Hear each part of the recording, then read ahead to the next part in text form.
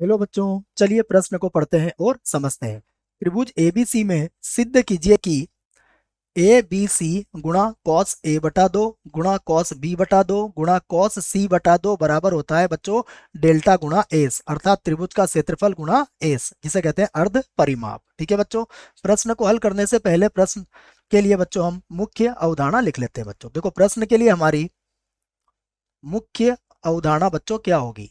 मुख्य अवधारणा,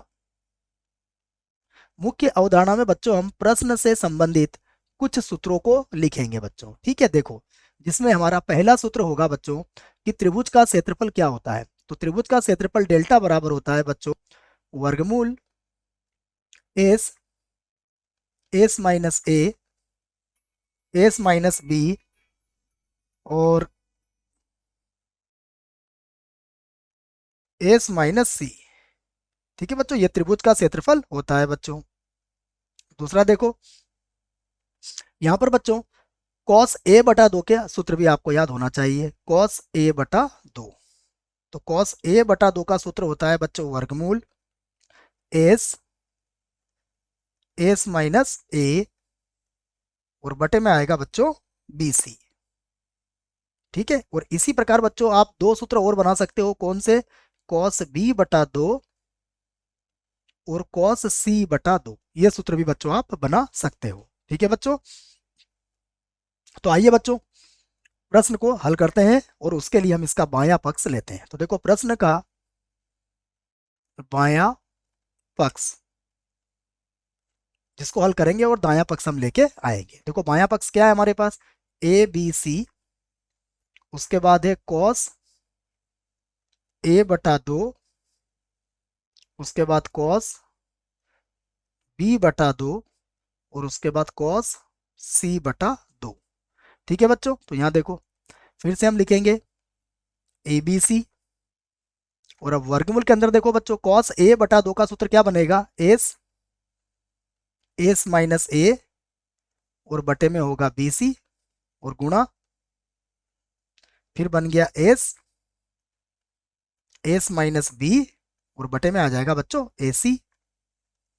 एक और सूत्र बच्चों, ये बनेगा एस, एस माइनस सी और बटे में आ जाएगा बच्चों ए बी। ठीक है, तो अब देखो बच्चों ध्यान से, यहाँ पर है ए बी सी और यहाँ देखो ए की घात दो, बी की घात दो और सी की घात दो, तो उनको वर्गमूल के बाहर लोगे तो यहाँ भी कितना आ जाएगा आपका? ए बी और सी। और वर्गमूल के अंदर क्या होगा बच्चों? देखो, वर्गमूल के अंदर होगा हमारे पास एस की घात तीन, उसके बाद आएगा हमारे पास एस माइनस ए और फिर एस माइनस बी और एस माइनस सी। तो एस माइनस ए, एस माइनस बी और फिर आएगा बच्चों एस माइनस सी। ठीक है, तो देखो एबीसी से तो बच्चों एबीसी कट जाएगा और एस की घात तीन है बच्चों, तो हम जब इसको वर्गमूल के बाहर निकालेंगे तो वर्गमूल के बाहर यहाँ क्या आ जाएगा? एस बाहर आ जाएगा बच्चों और एस अंदर भी रह जाएगा बच्चों, क्योंकि एस की घात दो का वर्गमूल तो एस हो जाएगा और एक एस यहाँ पर हमारे पास बचेगा। और उसके बाद क्या बचा है?